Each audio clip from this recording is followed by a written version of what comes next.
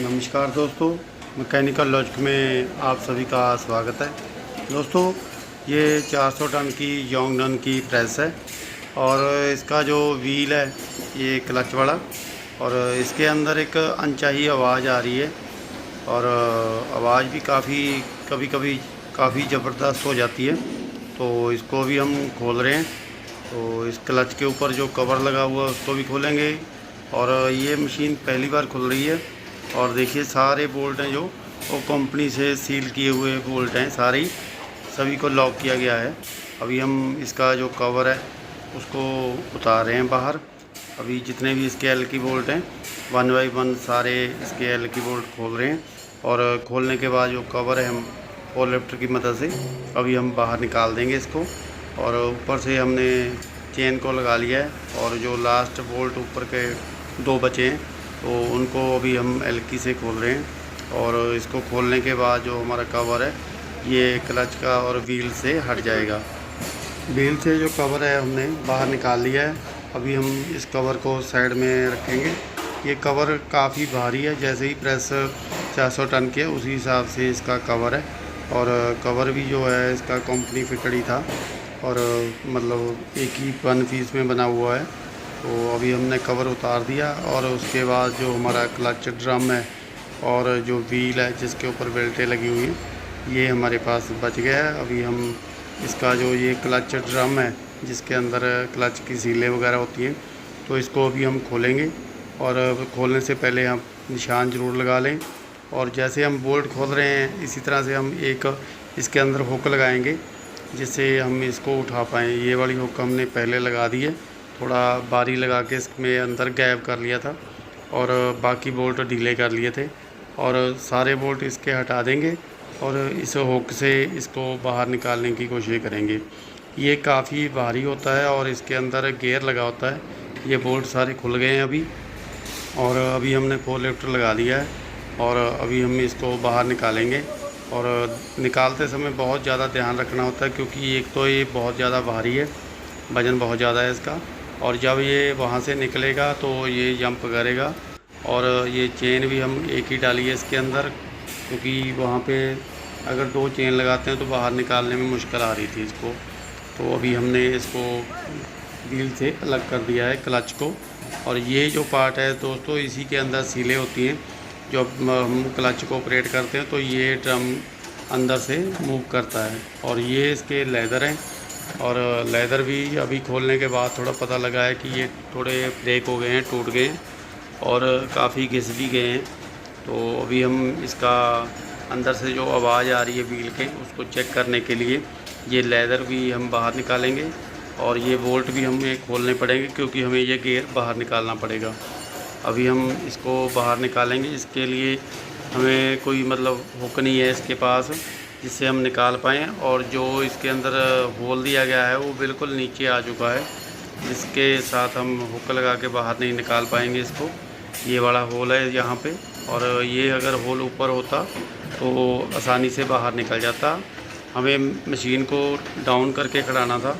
और यहाँ से अंदर से आवाज़ आ रही है, यहाँ कोई बोल्ट अंदर से खुल गया है इस गियर के अंदर से और उसी की आवाज़ आ रही है। तो उसके लिए हमें एक तो लेदर भी चेक हो जाएंगे खोलते समय, अगर लेदर चेंज करने हुए तो वो भी चेंज हो जाएंगे। तो अभी हम इसको लेदर को बाहर निकाल लिया है और ऊपर हमने पंजा फंसा लिया था इसके। तो इसको अभी हम साइड में करेंगे। और उसके बाद एक डिस्क लगी होती है और डिस्क के बाद फिर एक लेदर की लेयर होती है। उन दोनों को बाहर निकालने के बाद एक बार चेक कर रहे हैं इसको चला के व्हील को, आवाज़ अभी आ रही है कि नहीं आ रही। तो बोल्ट तो हमने टाइट कर दिए क्योंकि हमने गियर को थोड़ा बाहर शिफ्ट कर लिया था, ये गर्म करके गैस कटर की मदद से थोड़ा बाहर खींच लिया और उसके अंदर गोटी लगा के उसको अच्छी तरह से टाइट कर दिया। अभी हम इसके जो लेदर हैं वो भी नए लगाएंगे। दोस्तों ये वाले ना लेदर घिस गए हैं ज़्यादा और घिसने के कारण अभी इनको चेंज करना है। चेंज करने के लिए पहले तो हमने ड्रिल मार के इसकी जो जितनी भी रिवेट लगी हुई थी रिवेटों को निकाल दिया है क्योंकि ऐसे निकलेंगे नहीं। अभी इनकी मतलब हाइट तो काफ़ी है लेकिन हमें जितनी चाहिए उतनी नहीं है। और अभी हमने यहाँ पे ड्रिल मशीन पे ड्रिल मार के इनको निकाल दिया। अभी इनको उखाड़ रहे हैं और यहाँ से ये ज़्यादातर जोड़े जाएंगे। यहाँ पे एराटाइट लगा के जोड़ा गया है इनको। और हम सोचते हैं कि अगर पूरा पीस निकल जाए तो उसके हिसाब से एक पैटर्न बना के तो इनको चिपकाया जाए, क्योंकि ये ड्रिल मारना ज़रूरी है। ड्रिल और काउंटर नहीं तो बाद में करनी पड़ेगी। पूरा भारी पीस है, इसको घुमाना थोड़ा मुश्किल है।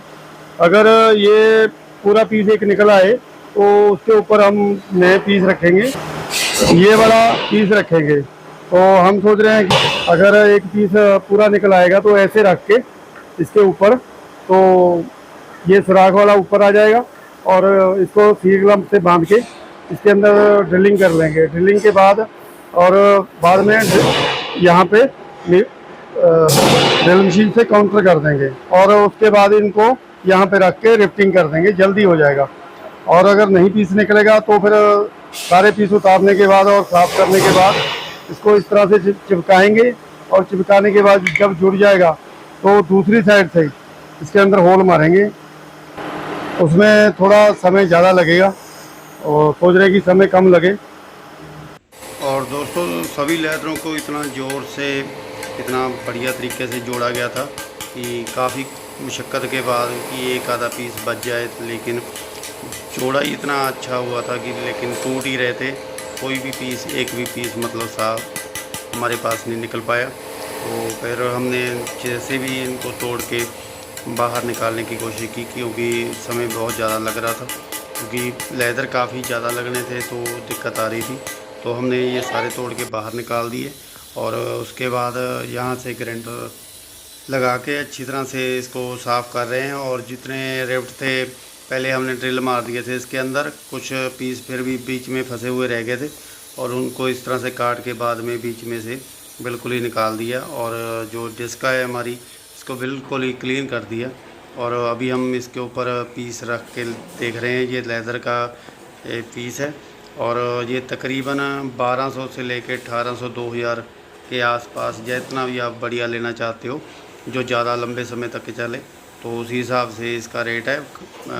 समय के हिसाब से कम ज़्यादा होता रहता है, लेकिन ये हमने तकरीबन 1200-1300 के आसपास लिए हैं ये बड़ा एक पीस। और अभी हम रख के इसको सेटिंग कर रहे हैं। थोड़े से बड़े हैं ये और उसी हिसाब से इसके डिवाइड करेंगे। और दिक्कत वही थी कि जो मैंने पहले आपको बताया कि अगर होल मारने की, और ये एराटाइट है, हम इससे इसको जोड़ेंगे और दोनों को ये बराबर मात्रा में मिलाने के बाद यहाँ पे लगाएंगे। अभी हम इसको सेटिंग रख के लेदरों को और निशानी लगा देंगे कि कहाँ तक एक पीस का जगह है जहाँ पे होल बजे हुए, तो वहाँ तक ये फिट हो जाए। उसी हिसाब से हम अभी इसके ऊपर मार्किंग कर देंगे और मार्किंग करने के बाद इनको हटा देंगे। और हटाने के बाद जो ये वाले बाकी पीस हैं हमारे पास लेदर फालतू जो पड़े हैं, जब ये लगेंगे सारे, अभी हमने ये एराटाइट है जो मिलाना शुरू कर दिया है। और इसको आपने बराबर मात्रा में लेके अच्छी तरह से बिल्कुल आराम से मिला देना है ताकि ये अच्छी तरह से पकड़ कर जाए। और जब ये अच्छी तरह मिल जाएगी फिर उसके बाद ये डिस्क के ऊपर हम इसको लगाएंगे। और थोड़ा अगर कम ज़्यादा लगे आपको तो दोबारा से इसके अंदर डाल लें। इस तरह से ये सारी डिस्क के ऊपर आपने एक लेयर की तरह बिठा देना है इसको। और ज़्यादा मोटाई में नहीं होना चाहिए, बस ठीक ठाक ही इसकी लेयर होनी चाहिए। जैसे ही आप पट्टी करते हैं, बिरला पट्टी वगैरह जैसे लगाते हैं, इसी तरह से आपने इसको थोड़ा थोड़ा पत्ती के साथ अच्छी तरह से लगा देना है। और जब आपको लगे कहीं कम ज़्यादा है तो वहाँ से आप ऊपर नीचे कर लें इसको। और लेदर के ऊपर भी लगाने के बाद अच्छी तरह से तो लेदर इसके ऊपर चिपका दें। ये देखिए मार्किंग हमने की हुई है इसके ऊपर यहाँ पे, और दूसरी साइड सामने भी की हुई है, जिससे पता लगता है कि इसके बाद दूसरे लेदर की जगह है यहाँ पे। इसके बाद जो दूसरा लेदर ही फिट हो पाएगा, क्योंकि जो सुराख है उनके हाफ में ही ये निशान लगाया हमने, यहाँ से दूसरे का लेदर का सुराख चालू होगा। तो इस तरह से हमने बाहर की साइड और अंदर की साइड दोनों तरफ लगा दिया है। और लेदर के ऊपर भी हमने एराटाइट को अच्छी तरह चिपका दिया ताकि जब हम इसके ऊपर फिट करें तो उसी तरह से ये चिपक जाए। तो ये ना हो कि लगाने के बाद आधा ये चूस ले। और हर लेदर के ऊपर हमने नंबर लगा दिए हैं। तकरीबन एक साइड 8 लेदर लगते हैं ये, और 8 ही हमने इसके ऊपर लिख के कौन सा लेदर कहाँ सेट आ रहा है, क्योंकि थोड़ा बहुत साइज फ़र्क होता है हर एक लेदर के अंदर। तो उसी हिसाब से हमने फिटिंग करने के बाद इसके ऊपर वज़न रख दिया, और वज़न रखने के बाद ये जुड़ जाएगा। तकरीबन 2.5 घंटे के बाद इसके अंदर अभी हम इसको ड्रिलिंग कर रहे हैं। तो इसके अंदर ड्रिल एक साइड हो जाएगा तो दूसरी साइड जो हमारा लेदर है वो चिपक जाएगा। हमने पहले ही इसके अंदर ड्रिलिंग के एक साइड कर ली थी, अभी हम दूसरी साइड का दिखा रहे हैं आपको। ड्रिलिंग के साथ आप स्टेप ड्रिल भी चला सकते हैं और साथ में काउंटर कर देगा और ड्रिलिंग मार भी कर देगा, और अकेला ड्रिल भी चला सकते हैं। अभी हमारा काउंटर भी हो चुका है रिफ्ट के लिए, और ड्रिलिंग भी दोनों तरफ से हो चुकी है। और हमने इसके ऊपर निशान लगा लिए हैं कि आधे जो रिवेट हैं एक साइड से डालेंगे और आधे रिफ्ट हैं जो दूसरी साइड से डालेंगे। तो इसी हिसाब से हमने ये इसके ऊपर टिक मार कर दिया कि कौन से रिफ्ट एक साइड इस साइड से डालेंगे और कौन से रिफ्ट हैं जो दूसरी साइड से डालेंगे, ताकि जो इसकी मजबूती है बनी रहे। क्योंकि अगर एक तरफ से हम सारे रिफ्ट लगा देंगे तो कई पर प्रॉब्लम आ सकती है। तो इस तरह से आधे रिफ्ट बचे रह जाएंगे, जिससे ये लेदर हमारे कभी उखड़ेंगे नहीं ज़िंदगी में भी, जब तक इसकी लाइफ है। तो उसके बाद हमने रिफ्ट सारे कर दिए थे, और ऊपर से जितना भी एयर टाइट वगैरह लगा है, जो भी पार्टिकल लगे हैं, और एक बार इसके ऊपर पत्ती रख के आप चेक कर लें कि बिल्कुल कोई ऊपर नीचे तो नहीं लगा। जब हमने एयर टाइट लगाई थी कम ज़्यादा लगने के बाद, और ऊपर से हल्का सा ग्राइंडर लगा दें। कई लोग इसके ऊपर कट भी लगवाते हैं, और हमने इसके ऊपर ग्राइंडर लगा के अच्छी तरह से बराबर इसको बिठा दिया है। और जो हमने बुश बाहर निकाला था प्रेस का, और उसको गर्म करके अंदर डालना था, इसके लिए हमने एक ये जुगाड़ तैयार किया है जल्दी अंदर डालने के लिए। ये पैप बनाई है दोस्तों, और पैप को हमने एक तरफ से एलपीजी और ऑक्सीजन दिया है, और इसके अंदर 1 mm के सुराख किए हैं। और ये 15 और 20 मिनट के अंदर ही पूरा गर्म हो गया था, और इसको अंदर हमने पूरा अपनी जगह पे बैठा दिया था। क्योंकि ये बुश बहुत ज़्यादा टाइट होते हैं और ये हाइड्रोलिक से ही निकलते हैं ज़्यादातर। तो अब जब हम इसको गर्म कर लेते हैं तो ये थोड़ा हल्का सा फूल जाता है। ये ऑक्सीजन है, और ये एलपी का सिलेंडर है, और ये हमारी पाइप है। ये हमने इस तरह से करके इसको दोबारा अपनी जगह पे बैठा दिया। अभी हम इसके ऊपर लेदर जो अभी लगाए थे इसको अंदर फिट करेंगे, इसके अंदर व्हील के अंदर यहाँ पे। तो ये व्हील की डिस्क है अंदर जो आपको दिखाई दे रही है, और इसके बाद जो अभी हमने डिस्क के ऊपर जो ब्रिफ्ट लगाए हैं लेदर, तो ये वाली इसके अंदर फिट कर रहे हैं। और ये बिठाना थोड़ा कठिन है, क्योंकि जैसे मैंने आपको बताया था कि ऊपर से उठाने में थोड़ी दिक्कत थी। और उसके बाद ये डिस्क लगेगी, डिस्क हमेशा बीच में रहेगी दोनों लेदरों के। ये आप हमेशा ध्यान रखें कई बार खोलने के बाद, और निशान ज़रूर लगाते जाएं जैसे जैसे आपने खोला। और ये अभी डिस्क को अभी हम इसके अंदर फिट कर देंगे, और डिस्क के दांते हैं जो बाहर व्हील के साथ रहेंगे, ये व्हील के साथ मूव करेगी। और जो हमने लेदर अंदर लगाए हैं वो अंदर छावट के साथ मूव करेगा, जब उसकी छावट है मूविंग करेगी उस छावट को, मतलब मूव करने के लिए। और ये हमारा क्लच ड्रम है जिसके अंदर सारा क्लच का मूवमेंट है सारी।